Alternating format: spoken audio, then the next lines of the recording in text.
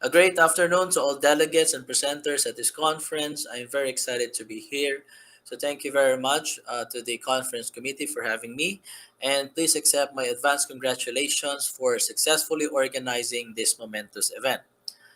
So, I'm here to share my study on arguably two of the most pressing issues that we face today as a society: the proliferation of fake news and hate speech in social media. So, allow me to start with the rationale of the study. Social media has been a significant help since its inception in the early 21st century. Communication became easier, and sharing photos and messages became simple and inexpensive. Social media has undeniably made our lives easier. However, along with its benefits, it has also brought challenges that we face today, particularly the spread of fake news and hate speech. Fake news misleads the public and results in misconceptions and propaganda, often without people even realizing it. Online hate speech, on the other hand, has been linked to an increase in violence towards minorities and has seemed to have normalized bullying. Now, recent reports indicate that the Philippines has the highest social media usage rate globally, whereas Facebook being the most used social media application, followed by YouTube. Now, given this prevalence and our country's ranking, it it it is clear that we may be particularly vulnerable to the negative effects of fake news and hate speech, more so with the fact that we are number 71 in terms of cyberbullying worldwide. Now, the question is, who is responsible for this situation? You know, social media companies are facing increased scrutiny for mishandling hateful speech and fake news in their platforms. While there are also existing laws to apprehend social media users who post fake news and hate speech, suggesting that they are responsible. Ultimately, there are differing opinions on whether it is the social media developers or the users who should be held accountable. Now, we can discuss this all day long. We can argue about it. But until we start addressing the issue, it will just continue to happen.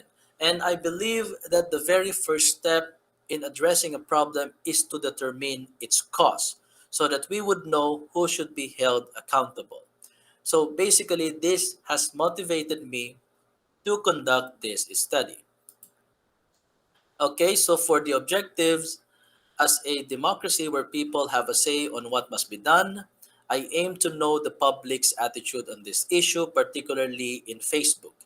Specifically, I have attempted to determine the attitude of social media users towards social media developers and users' accountability on the proliferation of fake news and hate speech in social media.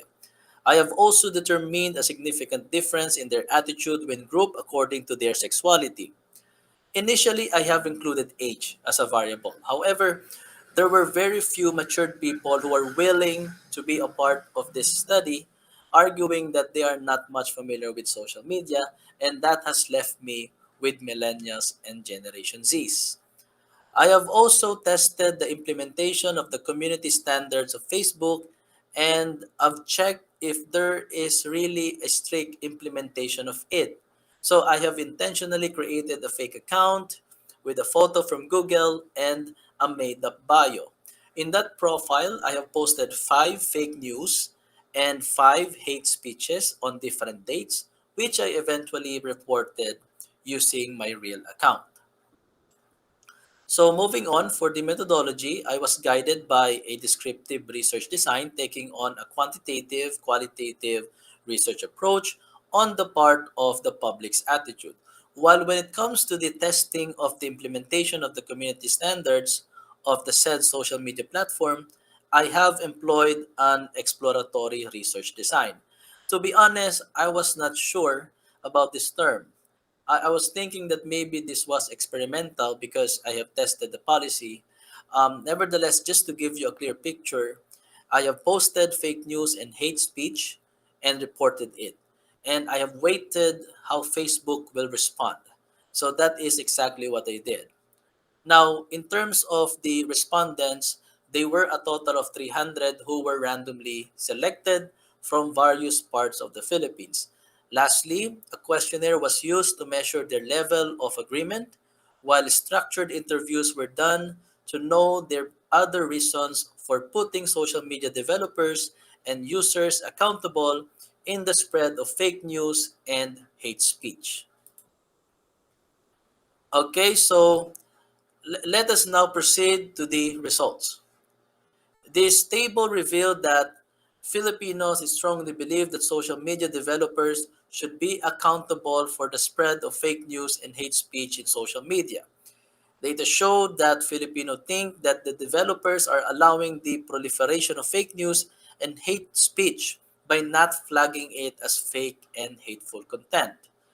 They have also agreed to the statement that they seem to ignore false information posted by users as they do nothing about it in most cases, and that they are tolerating the practice by not taking down the created content. Now, when I've asked them about their other reasons for putting social media developers as accountable to this practice, aside from the statements that I have already provided, there is one theme that was conceptualized.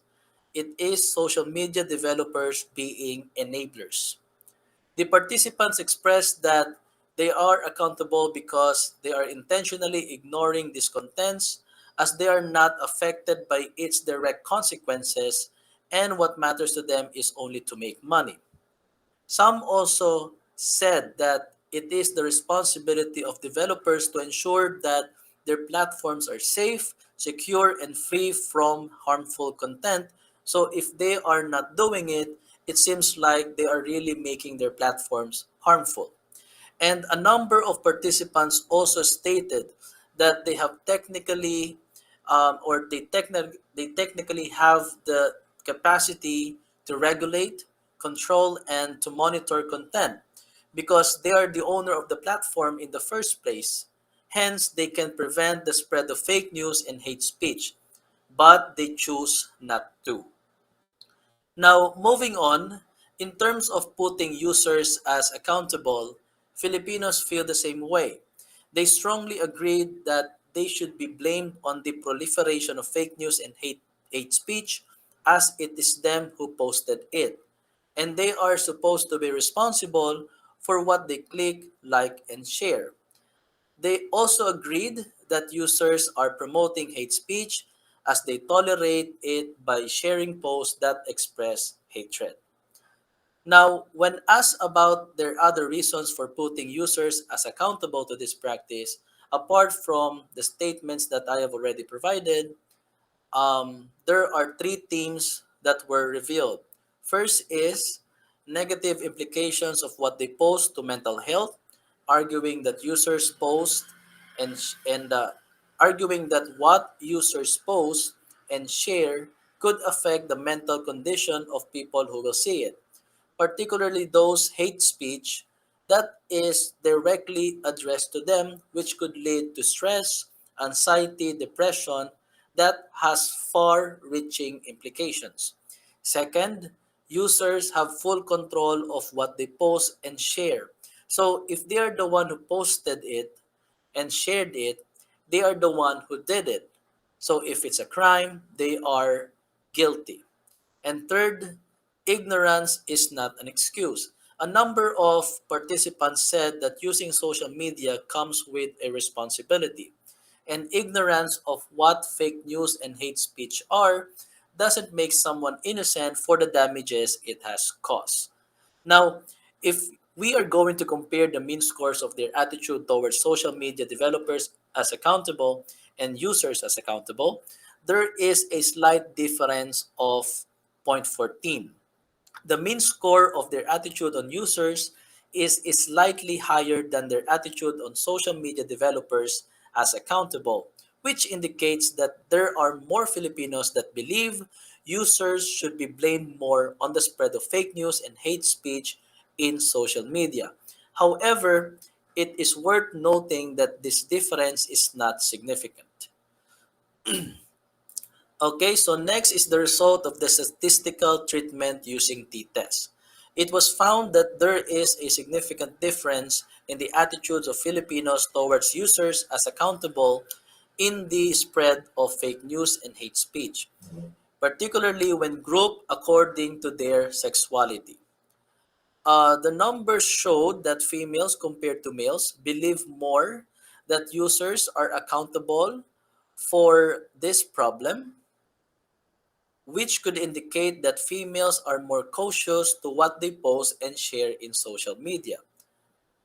Meanwhile, there was no significant difference in the attitudes towards social media developers as accountable in the spread of fake news and hate speech. Okay, so let us now talk about the test that I did on the implementation of Facebook's community standards to know if there is really a strict implementation of it. So these are the results. The first post stated that classes are canceled on the 22nd of February 2023 in the provinces of Laguna and Cavite due to a storm signal. Second post was about a free ride in the LRT and MRT for the entire month of March 2023. Third post was about wearing of face shield being required again in public spaces. Fourth post was about Vice President Sara Duterte as the new president of the Republic of the Philippines. And fifth post was again about cancellation of classes, but this time in the whole of Metro Manila due to a storm surge in Manila Bay. So obviously, these are all fake news, and I just made them up. So I reported all of this as fake news using my real account. The average response time from the Facebook reviewers was 1.8 days, or let's say 2 days, rounding it up. However, in all of these cases, they responded saying that these do not go against their community standards, which is confusing because it is clear stated on their community standards that, I quote, "We prohibit content and behavior in other areas that often overlap with the spread of misinformation. For example, our community standard prohibit fake accounts, fraud, and inauthentic behavior. This finding is even more alarming because these fake news were posted by a fake account. Now, when it comes to um, the hate speech content that I've created, the first post was about the smelly armpit of uh, the smelly armpit and ugly face of a guy named Albert, which was a made up name. The second post was about teasing a girl named Patricia for being fat and looking like a pig. The third post was a foul word in English towards a guy named Antonio. The fourth post was also a foul word, still towards Antonio, but this time it was in Filipino language.